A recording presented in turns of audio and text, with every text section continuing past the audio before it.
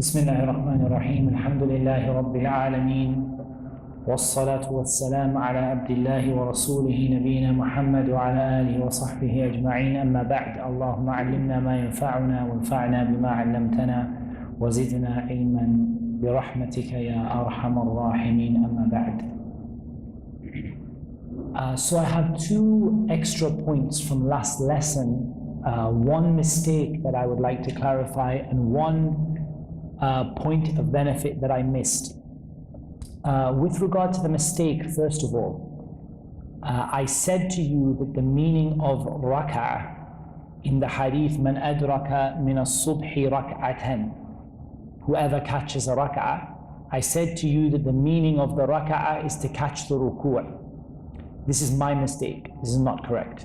The meaning of the rak'ah here is a full rak'ah. Yani you pray your surah of the Quran, you make ruku', you stand up, you say Sami Allahu liman hamida, you make a sajda, you sit, you make a sajda again, and you stand up again. This is what you have to do before the sun sets for it to be classed that you have caught Asr, or before the sun rises to say that you have caught Fajr.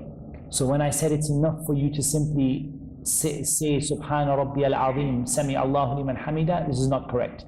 This is a confusion from me, just what I misheard when I studied the hadith, I misunderstood the explanation. So I came across it again today and I checked it out, and the scholars differed with regard to two opinions. So the first opinion is the opinion of the majority, and this opinion is that you have to pray a full rak'ah before the time expires. Meaning if you only catch one sajda, it's not enough.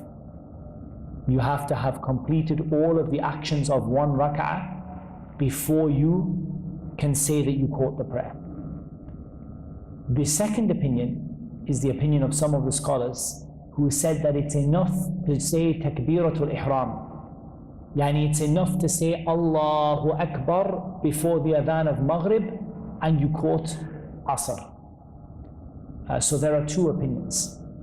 The first opinion is that you have to pray one full rak'ah. Not, as I said last week, one ruku', one full rak'ah. And the second opinion is that it's enough for you to say Allahu Akbar, because if you started something, then you started it in the time, so it's enough inshallah. But the correct opinion is the opinion of the majority here, not the minority. So the correct opinion is that you have to pray according to the hadith of the Prophet ﷺ, man adraka rak'atan, whoever catches one rak'ah. And in some hadith, rak'ah means ruku', but here, rak'ah means a full rak'ah. And you prayed all of the actions of one rak'ah of the prayer, and then you before the time of Maghrib came, you stood up, you started standing. As you got to the top of your standing position and you said Allahu Akbar, and you started to begin your second rak'ah, the adhan of Maghrib came, you caught the salah. The second is a point of benefit. One of the brothers actually mentioned to me regarding the hadith Asbihu bis-subh. We said that this hadith has two understandings to it. The first understanding of Asbihu bis-subh is delay the Fajr prayer until the sun has almost risen. And Asbihu bis-subh, make the subh prayer as near to sunrise as you can. And the second opinion is, and of course this first opinion is the opinion of the Hanafis. And the second opinion, the opinion of the majority, is that the meaning of Asbihu bis-subh is make sure that the Fajr prayer has started before you pray. Don't pray when the false Fajr comes. Don't pray by accident too early. And they said that the evidence for that are all of the many ahadith from the Prophet ﷺ that he prayed Fajr at the earliest possible time. So they said there's no way that Asbihu bis-subh means delay the Fajr prayer, because the Prophet ﷺ prayed the Fajr as early as possible. And it's not narrated from him except for the time when he was shown the beginning and the end times, and he prayed Fajr late It's not narrated from him sallallahu alaihi wasallam that he ever delayed the Fajr prayer beyond the earliest time. One maybe narration in travel, and one narration when Jibreel showed him the earliest and the latest times. Other than that, there's nothing. So they said, how can you then say that the most virtuous deed is to delay the Fajr prayer when the Prophet ﷺ didn't do it? It's not like Isha where there's a difficulty for people. It's easier for people to pray later. But there is a third opinion. I didn't find this opinion in some of the books of fiqh, but definitely I've heard it mentioned, and one of the brothers brought it to my attention, and it has a wajh, it has a benefit, and that is that asbihu bis-subh means recite long in the Fajr prayer until the dawn has almost come. And he prolonged the Fajr prayer until the dawn has almost come. And he start the Fajr prayer early and prolong it until the dawn has almost come. As I said, I didn't find it in the books of fiqh, or at least I didn't find it in the references that I had. But it has a benefit in it. Because if we take it like this, then it matches the statement of the Prophet ﷺ, فَإِنَّهُ أَعْظَمُ لِأُجُورِكُمْ. It's better or greater for your good deeds. There's no doubt that delaying the Fajr prayer until sunrise and praying a very quick Fajr prayer is not greater for your good deeds. And praying the Fajr prayer on time is not greater for your good deeds, because aslan your Fajr prayer before the time is not accepted. So you can't say أَعْظَمْ لِأُجُورِكُمْ, and it's better for your deeds if you pray Fajr on time, because if you pray Fajr too early, the Fajr is batil. By agreement of the scholars, there is no ikhtilaf on this at all. So the mushkila we have is, it is better for your reward. It's greater in reward. How can it be greater in reward to pray at the proper time? Because often if you pray before the proper time, you don't get a prayer anyway. And how can it be greater for your reward to delay the Fajr prayer until sunrise when the Prophet ﷺ didn't do it? It's never narrated that he ﷺ did it. And there's no principle in Islam that would indicate that a short prayer near to sunrise is better than a long prayer at the earliest time. So what are we left with? We're left with starting the Fajr prayer at the earliest possible time and prolonging the Fajr prayer to near the time of as-subh. Did the Prophet ﷺ do this? Yes, it's narrated from the Prophet ﷺ that he used to read between 60 and 100 ayat.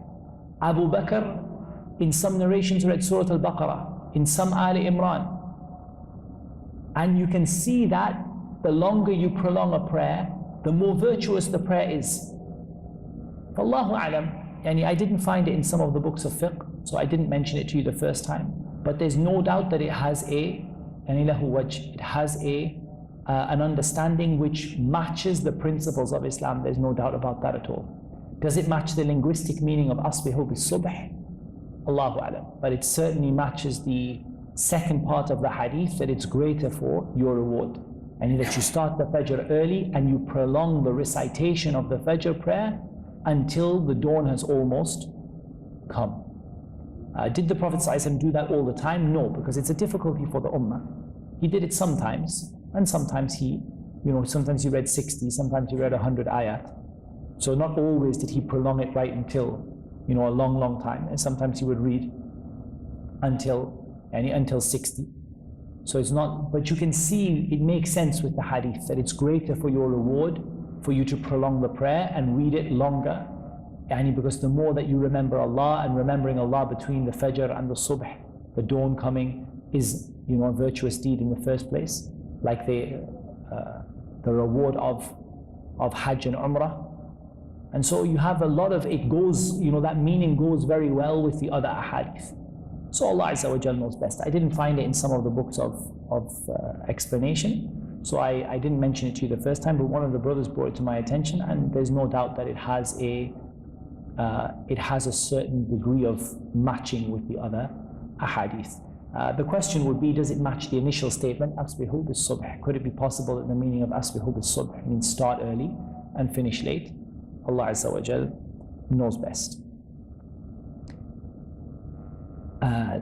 Today,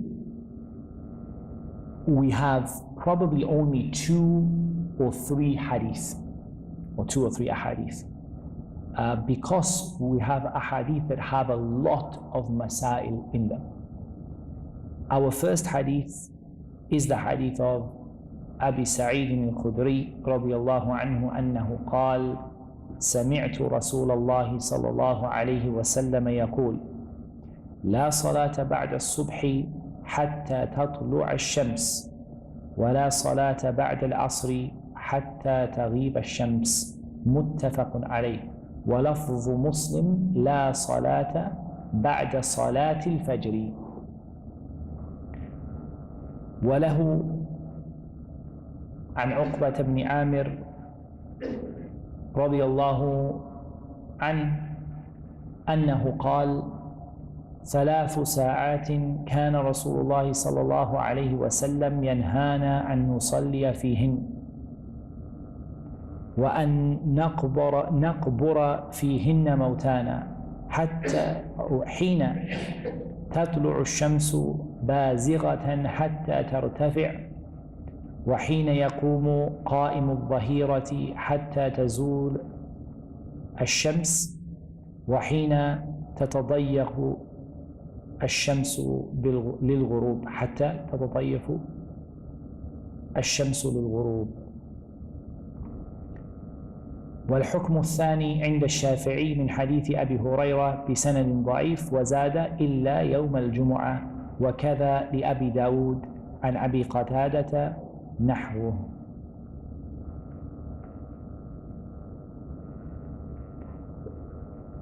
So our first hadith, and we're going to cover these all together because the masail, the fiqh issues in them all are in one big lump. The first hadith from Abu Sa'id al-Khudri radiyallahu anhu, that he said, I heard the Messenger of Allah sallallahu alayhi wa sallam say, there is no prayer after the dawn until the sun rises, and there is no prayer after Asr until the sun sets, and it is muttafaqun alayh, agreed upon. And the wording of Muslim is there is no prayer after the Fajr prayer. The ahadith that we're going to cover today deal with the issue of awqatun nahi, the times when it is forbidden to pray. So first of all, the Messenger of Allah sallallahu alaihi wasallam said there is no prayer. What's the meaning of there is no prayer? I.e., there is no optional prayer.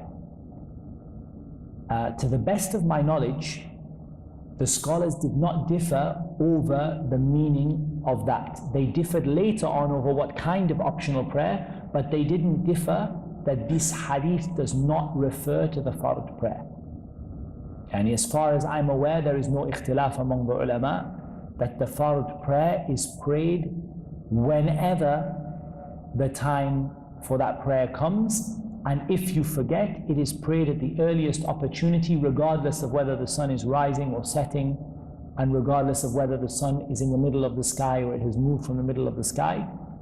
The fard prayer is prayed at the earliest possible time, and if you sleep in, it's prayed the second you wake up and make wudu.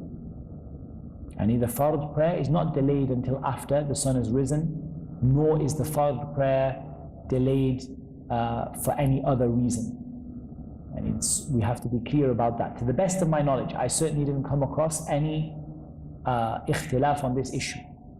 However, what I found was that the scholars differ over what kind of voluntary prayer is forbidden.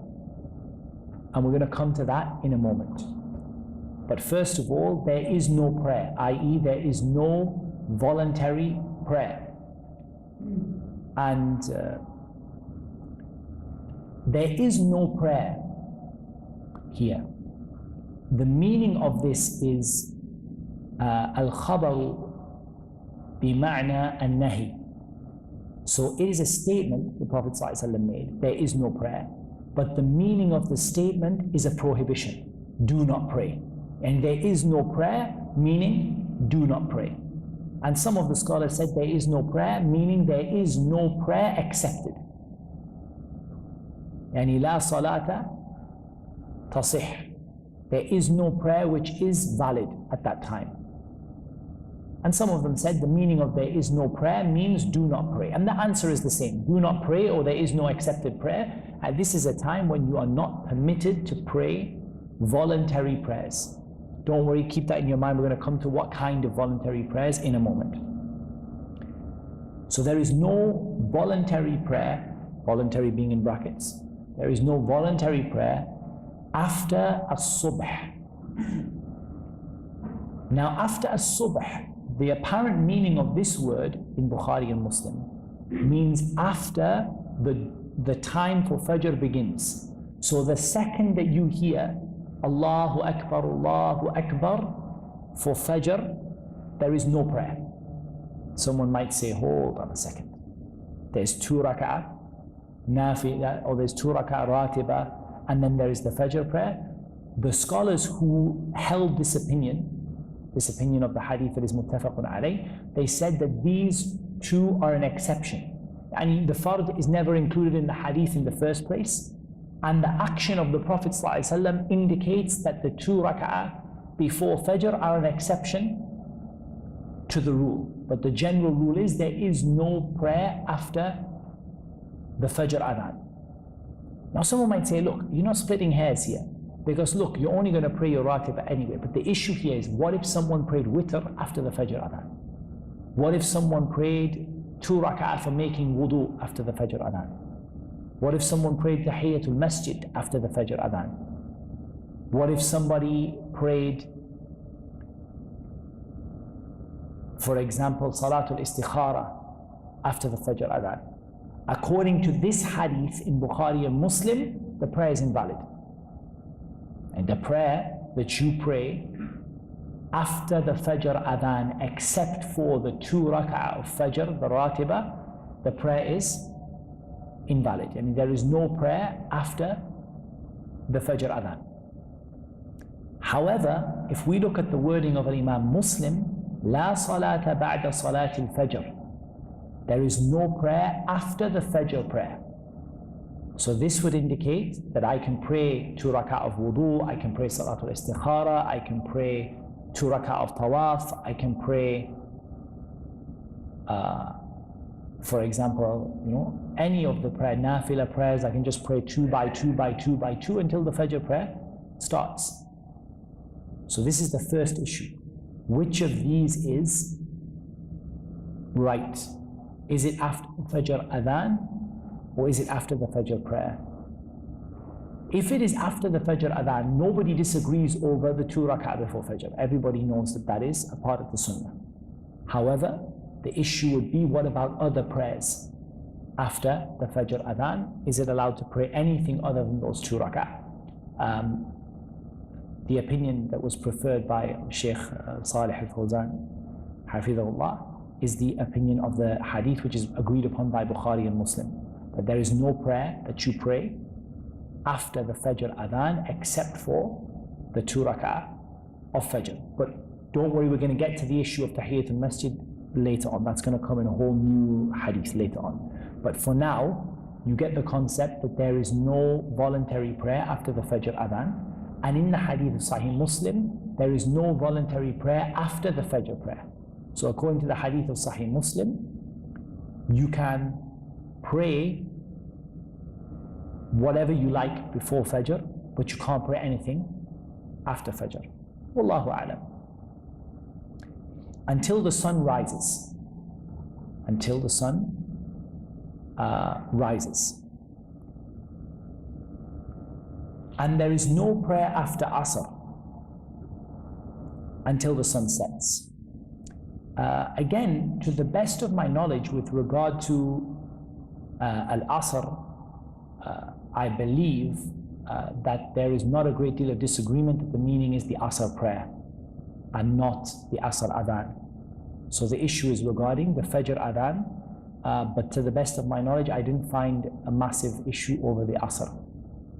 The issue with regard to Asr is whether it is the Asr adhan or whether it's the Asr prayer.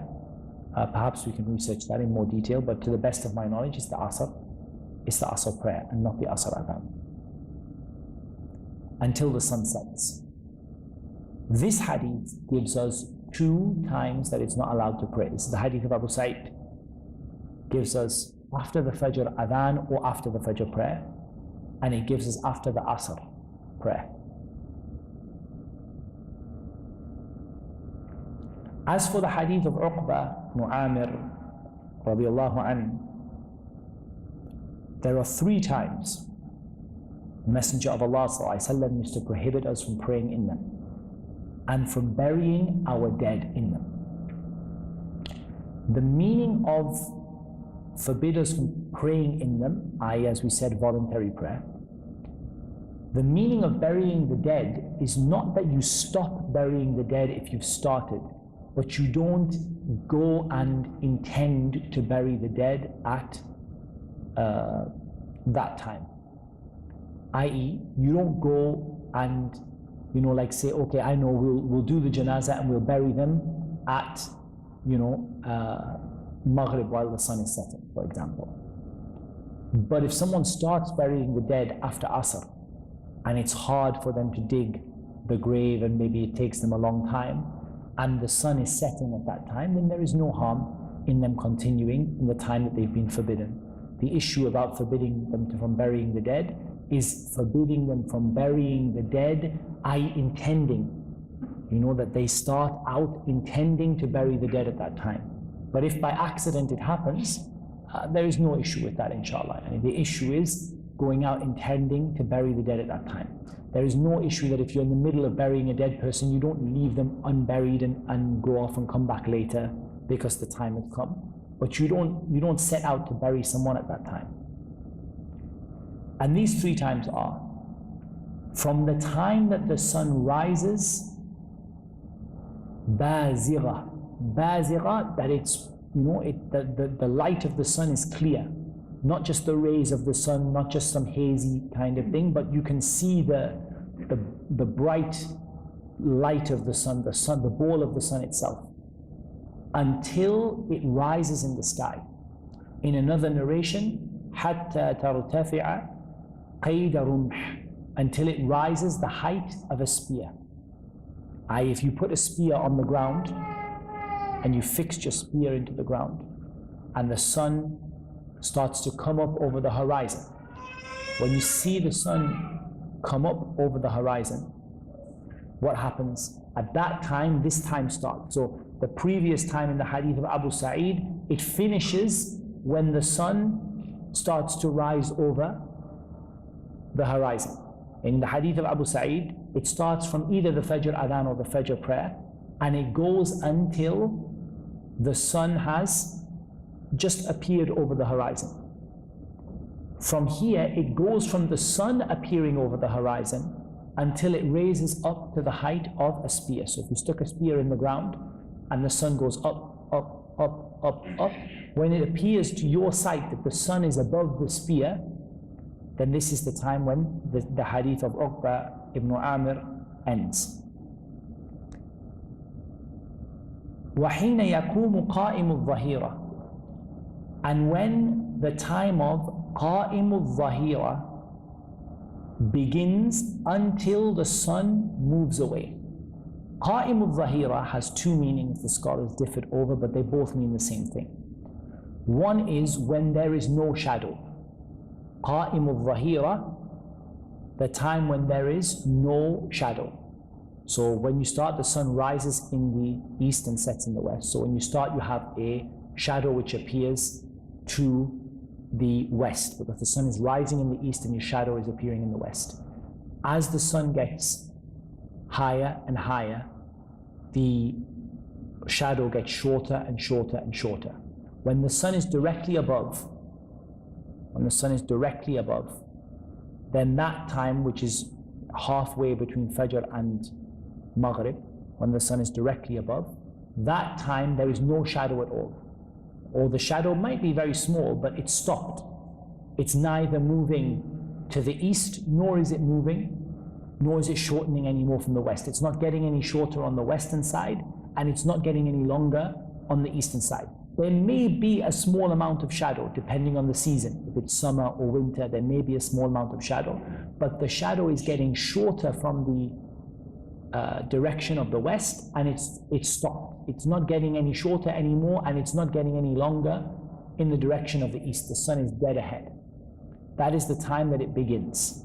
When does it end? It ends when the sun has moved from its position, i.e. when you start to see the shadow growing again to the direction, this time, of the east, because the sun has gone into the western half of the sky. So as soon as you see the shadow start to grow again, and the shadow's reached its minimum, and you see it start to grow to the eastern side, that's the end of the forbidden time and the beginning of Dhuhr. The other opinion about Qa'im al-Dhahira is it is the time when the camels stand up because of the heat on the ground. And there's a certain time of day, which is exactly the same time, that the ground is so hot that the certain kind of camels, I'm not an expert on kinds of camels, but certain kinds of camels, or the camels, stand up because of the heat of the ground until they sit. And the two are the same thing. There is no difference between the two, but the issue of the shadow is easier because the issue of the camels is very specific to people who know about camels and know what is meant by that. However, it's much easier to go with the mainstream sort of explanation, which is when the shadow stops moving until the shadow starts moving again. And that's, as we said, halfway between the time for Fajr and the time for Maghrib. That's exactly halfway, and that's exactly midday. Now, midday is not 12 o'clock p.m. It might be near that, but it's not that. And as you guys know, in some places, Dhuhr can be at 1:30. And here we tend to get what, between 12 o'clock and 12:30 or something like that. But there are countries where Dhuhr is at 1:30. Dhuhr is 1:15. And so ultimately there's no meaning of this 12 p.m. has nothing to do with it. Halfway between Fajr and Maghrib. And that may be 12 p.m., it may be 12:10, 12:15, 12:30, 10 to 12. Depends on which country you're in, depends on the season. But when the shadow stops until the shadow again starts moving, this is the time which it is forbidden to pray voluntary prayers until the sun starts moving. And then حين تتضيف الشمس للغروب. تتضيف, the meaning of تتضيف means it becomes close to, when the sun becomes close to setting. When the sun becomes close to setting, and when you see that the sun, you know, there's a time when the sun moves very quickly. You know, the sun, presumably the movement is constant, but I mean, it appears in your eye that the sun moves very, very quickly to set. You know, the time that you see the sun up in the sky, then when the sun becomes yellow, it seems like it's very slow. Then from the sun being about a spear, a little bit taller than a spear in height, you see the sun just, you look, the sun is there, you look 2 minutes later, the sun is gone. That sort of time when the sun is nearing setting is another time when it is forbidden to pray. If people want to sort of understand these in minutes, it's not easy to give a fixed set of minutes because it does change per season, but just let me give you an approximation. The longest time is the time near to Maghrib. The shortest time is the time at Dhuhr, and the medium time is the time as the sun rises. The time as the sun rises, at least in the Gulf, is approximately 12 to 13 minutes usually, but the scholars say 15 to be safe. As for Maghrib, it's a little bit longer. You could say 15 minutes to 20 minutes before Maghrib. 15 minutes to 20 minutes before Maghrib. Many of the scholars say 15 minutes, and they say 13 minutes for Fajr and 15 minutes for Maghrib, but it's, 15 minutes and 20 minutes roughly. And as for the time of Dhuhr, then again, there are some different opinions on this. But a lot of people say that the time for this is the shortest time, and they say it's around 10 to 12 minutes. However, Shaykh bin Baz rahimahullah ta'ala said it's better that you leave it half an hour.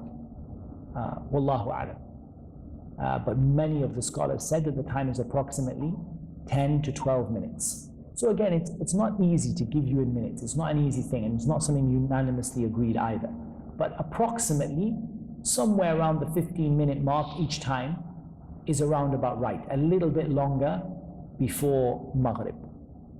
Now, where this confuses a lot of people is the time that you see on the prayer timetable for shuruq.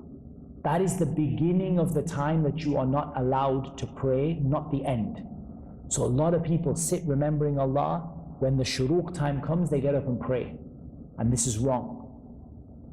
Rather, what they should do is they should wait 15 minutes after the time written as shuruq on the timetable. Minimum 13 minutes, absolute minimum 13 minutes. Otherwise, it's better that they wait 15 minutes and then they pray.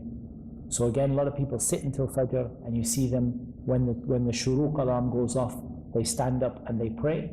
That time is the beginning of the time in the hadith of Uqba ibn Amir. It's not the end of the time in the hadith of Uqba ibn Amir. It's the beginning of the time. The end of the time is approximately 15 minutes after that. And likewise, if you want to know the forbidden time for Maghrib, approximately 15, perhaps 15, 16 minutes, up to 20 minutes before Maghrib, until the Maghrib adhan goes.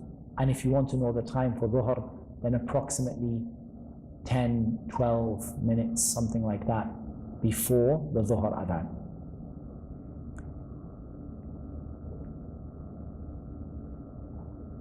There are also, before we talk about what kinds of prayer are allowed, there are some other issues also. So one of them is mentioned to us in hadith number 157, at least in the copy, the print that I have. I know the numbers are not consistent. والحكم الثاني عند الشافعي من حديث أبي هريرة بسند ضعيف وزاد إلا يوم الجمعة. The second ruling is reported by a Shafi'i in the hadith of Abu Hurairah with a weak narration. A Shafi'i in his Musnad al-Shafi'i, from Abu Hurairah with a weak chain of narration, that the Prophet ﷺ said, except on the day of Jum'ah. What is except on the day of Jum'ah? I need the middle one, that you're allowed to pray in the time when the sun is at its peak, only on the day of Jum'ah. It's also narrated by Abu Dawood from Abu Qatada with a weak narration as well. So we have two weak narrations. Neither of them is strong enough to stand up to evidence to say that Yawm al-Jumu'ah, there is no forbidden time in the middle of the day. There is still the forbidden time after the Fajr adhan or the Fajr prayer. There is still the forbidden time as the sun is rising. There is still the forbidden time as the sun is setting. There is still the forbidden time after the Asr prayer. But there is no forbidden time in the middle of the day, i.e. before the Imam climbs on the minbar. These two hadith are da'if, they are weak. However, the actions of the companions, and what we say, amal sahaba ala hada, and the companions used to act upon this. Not upon this weak hadith, but this is what the companions used to do. And it's narrated that the companions used to come in on Jumu'ah and they used to pray and pray and pray and pray. And Jumu'ah is going to start, I told you there's a lot of masail. Jumu'ah is going to start a whole new problem, which is that people pray before Salatul Jumu'ah. And this has no evidence for it at all. There is no evidence for praying the Ratiba before Salatul Jumu'ah. Rather, the Sunnah is to pray 2 raka'ah nafila again and again and again and again and again and again until the Imam climbs on the minbar. As for what we see in many of the masajid today, that the Imam climbs on the minbar and then sits down and then the people stand up and pray the Sunnah of Dhuhr, we don't know any dalil for this. We don't know any basis for this. Not from the Sahaba, not from the hadith of the Prophet ﷺ, wallahu a'lam.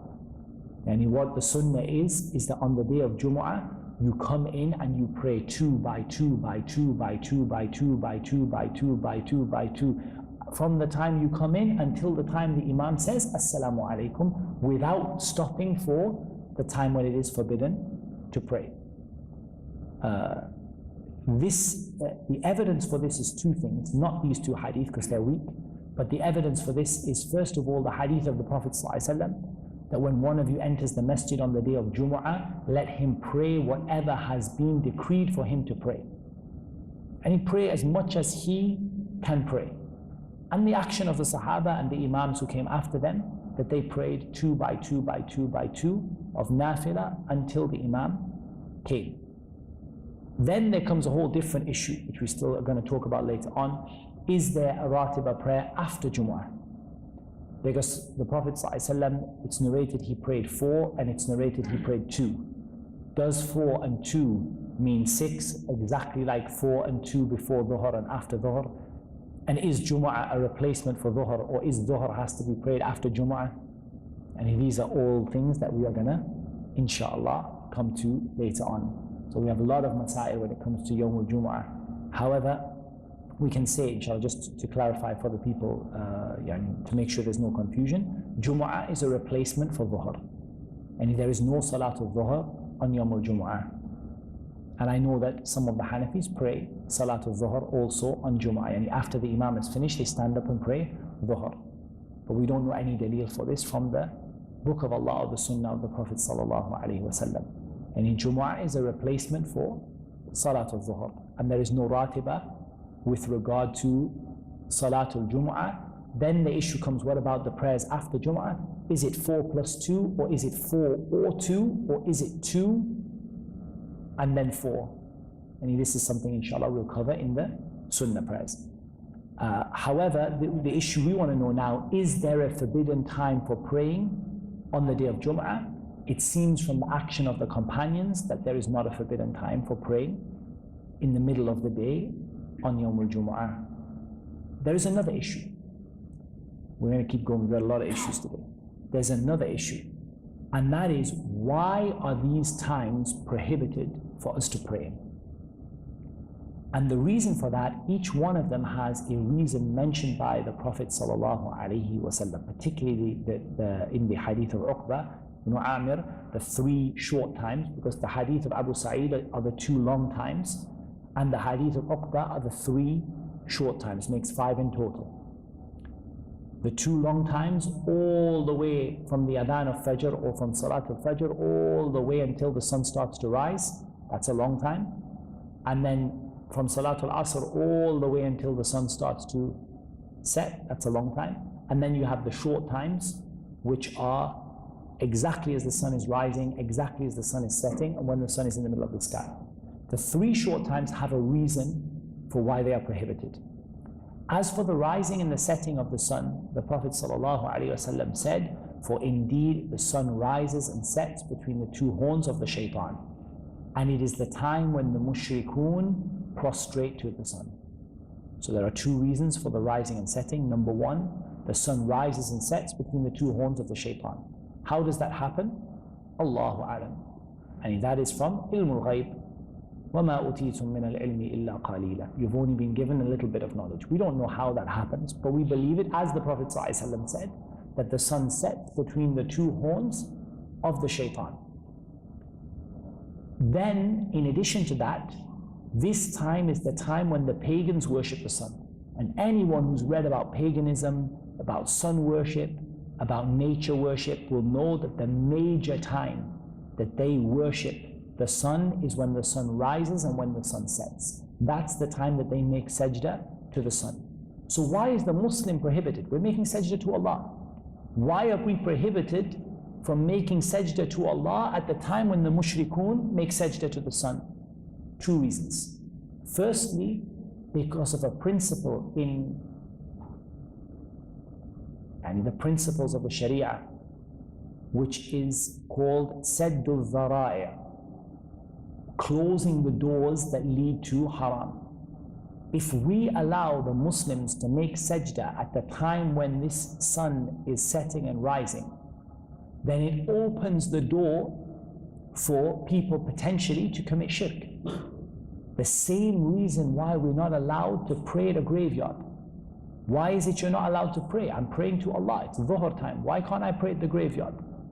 Because when I pray at the graveyard, it opens the door for the Muslims to commit shirk. For someone to come along and pray to the person in the grave instead of praying to Allah at the graveyard. That is why the Prophet ﷺ forbade us from praying at the graveyard. That is why the Prophet ﷺ forbade us when the sun is rising and the sun is setting. The second thing, it resembles the mushrikun. And the Prophet ﷺ said, "Man tashabbaha biqawmin fahuwa minhum." Whoever resembles a people is one of them. So we always, in everything we do, we cut away our religious resemblance to the non-Muslims. Now someone might say, does that mean I can't wear, shirt and tie? That's got nothing to do with religious resemblance. Religious resemblance, and something that's associated with their religion or with being a non-Muslim. If I see someone in shirt and tie, it doesn't say anything about their religion. It doesn't mean that they're Muslim, not Muslim. It doesn't say anything.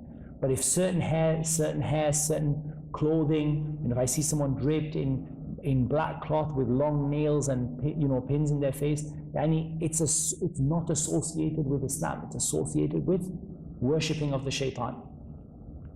When I see somebody prostrating at that time, it's associated with the mushrikun.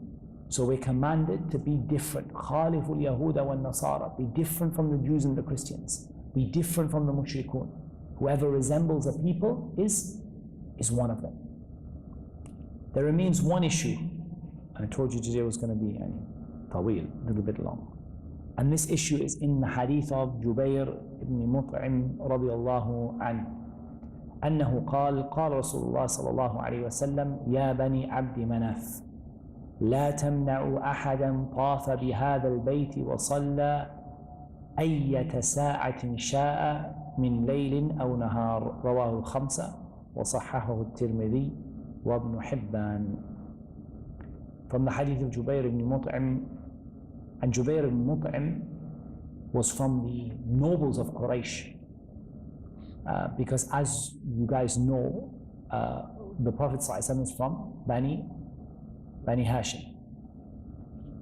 And Abd Manaf had 4 children. One of them was Hashim, one of them was Abdul Muttalib, and one of them was Nawfal. And Nawfal was the grandfather of Jubair ibn Mut'im. So he's from very, very close to the Prophet sallallahu alaihi wasallam, links with Abd Manaf, and he joins with him at Abd Manaf. And Bani Abd Manaf were those responsible for the Kaaba and for giving water to the pilgrims and for letting the people in and out of the Masjid al-Haram. So the Prophet ﷺ said, O tribe of Abd Manaf, and this is another little benefit here of the permissibility of keeping your father or grandfather's name if the name contains shirk. Because Abd Manaf is a name that contains shirk, and it contains ubudiyya to other than Allah subhanahu wa ta'ala. The Prophet ﷺ said, Ana ibn Abdul Muttalib, and I am the grandson of Abdul Muttalib. So the Prophet ﷺ saying this and saying Ya Bani Abd Manaf, it shows that it's impermissible for a person to have in their own name a meaning of shirk. However, it is permissible for them to keep their father's name if their father or grandfather's name has shirk in it. For example, if your father is, for example, or grandfather was called slave of the sun or worshipper of the sun, you change your name, but you don't change their name. So you are still considered to be the son of the worshipper of the sun. As the Prophet ﷺ said, I am the grandson of Abdul Muttalib. Abdul Muttalib is a name which means shirk, polytheism. But the Prophet ﷺ said, I am the grandson of Abdul Muttalib. And you don't have to change your father's name or your grandfather's name or your great-grandfather's name, but you change your own name if it has a meaning of shirk. Do not prevent anyone who makes tawaf of this house or prays in it at any time that they wish from the night or the day. So this hadith, in its apparent nature, tells us that it is forbidden, or it's Prophet ﷺ commanded the people responsible for the Masjid al-Haram to allow the people to make tawaf and to pray at any time of the day or night, and to facilitate ibadah for them, to make it easy for them to worship. This hadith is very important because it's used as an evidence for an issue that we haven't dealt with just yet, but we're going to deal with right now. And that is the issue of the difference between certain sunnah prayers and others. And the difference is the prayers that are dhawatul asbab, they have a direct reason for praying them. So for example, Tahiyatul Masjid. When do you pray Tahiyatul Masjid? Do you guys, anyone stand up during the talk and just pray Tahiyatul Masjid?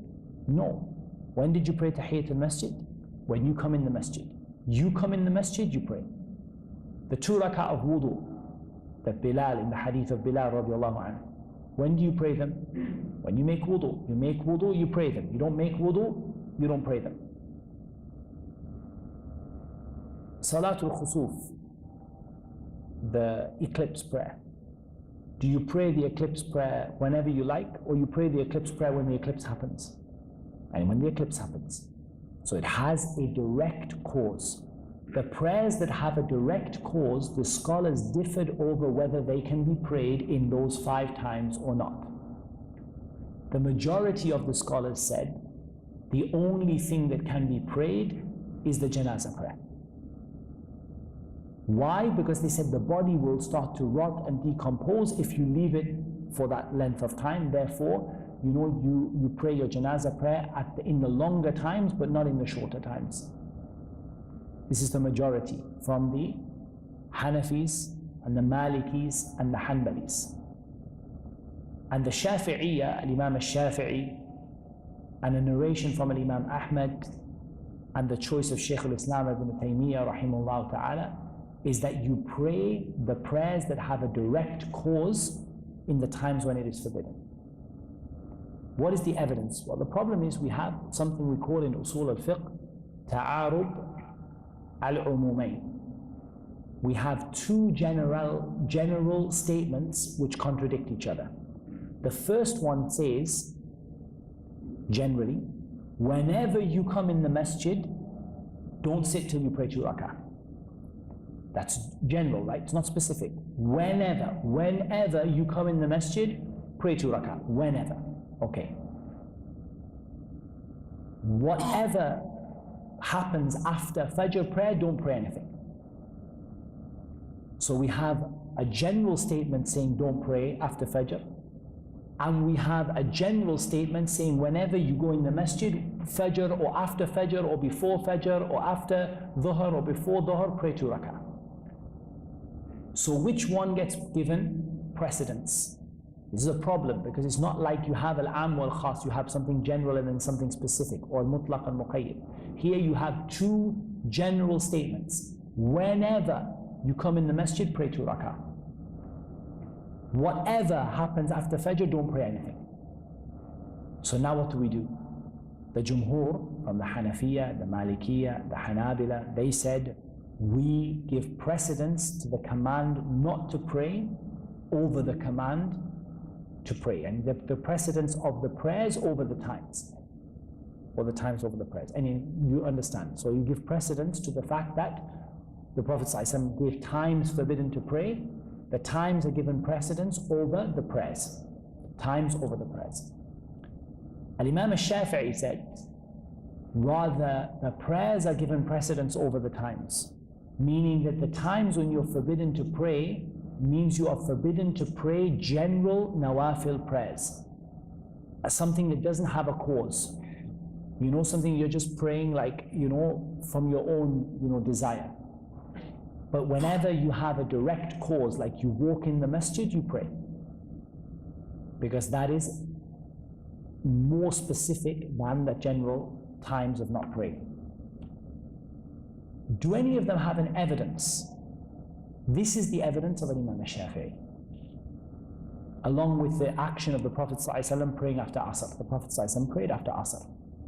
He caught upon his ratiba prayers after Asr. Some of the scholars said, the Jumhur, the majority, they said this was only for the Prophet ﷺ. Imam al-Shafi'i said it's not only for the Prophet ﷺ. He's praying a prayer that has a cause. But this is an evidence used by Imam al-Shafi'i, because he said that very clearly the Prophet ﷺ said, whatever the time is, day or night, do not stop someone praying the 2 rak'ah of tawaf. And the 2 rak'ah of tawaf have a cause or not? Yeah, they have a cause. You make tawaf, as soon as you finish your tawaf, you pray your 2 rak'ah regardless of the time. And this narration from Imam al-Shafi'i is the strongest opinion, inshallah. And it's the one that matches all of the evidence. Because you see a lot of evidence, 3-4 hadith, that talk about praying in the times when the prayer is forbidden, but praying something that has a direct reason for it and a direct cause for it. You trigger it by walking into the masjid. You walk in the masjid before Dhuhr, you pray Tahiyyat al-Masjid. You walk in the masjid after Asr, you pray Tahiyyat al-Masjid. According to the majority, you don't pray.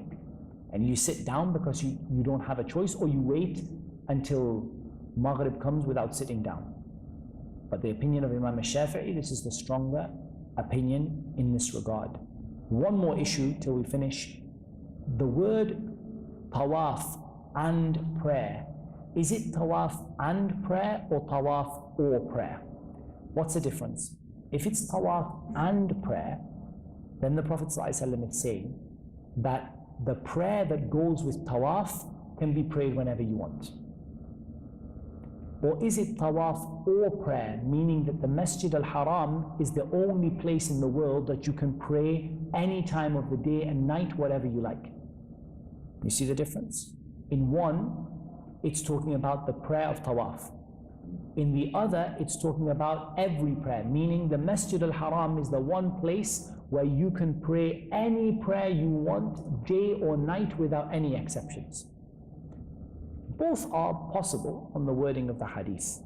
But the fact that the Prophet ﷺ attached the tawaf to the prayer indicates that the meaning of this is the prayer that comes with tawaf, and not that you can pray any nawafil prayers in the Masjid al-Haram, but that you can pray the tawaf prayer and any similar prayer to tawaf, like Tahiyyat al-Masjid and raka'ata al-wudu, the 2 raka'ah of wudu, and so on.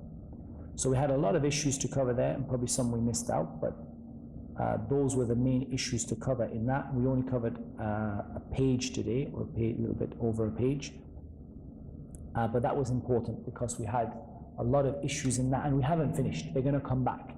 The issues of Jumu'ah is, when we talk about the Sunnah prayers, are you allowed to make up the Sunnah prayers? But we came to the conclusion that, at least in my opinion, the strongest opinion is the opinion of Imam al-Shafi'i, that if your Sunnah prayer has a direct cause for it, such as you just walked in the masjid, you just made wudu, you just finished tawaf, then you pray your 2 rak'ah, even though it is the time for the prayers being forbidden.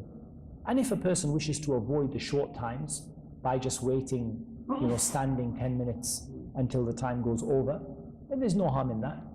And there's no harm, I do it sometimes, if I come in a minute before Maghrib, instead of praying Tahiyyat al-Masjid, just stand and wait until the Maghrib adhan goes off and then pray. There's no harm in that, inshallah. But also, there's no issue with a person if they pray them at that time. And Allah Azza wa Jal knows best. So, inshallah, next week the pages are a little bit shorter, so we should be able to finish a little quicker. But that one was a lot of issues all together that were dealt on the same topic of the times when it is forbidden to pray. جزاكم الله خيرا وبارك الله فيكم والله أعلم والصلاة والسلام على عبد الله ورسوله نبينا محمد وعلى آله وصحبه أجمعين.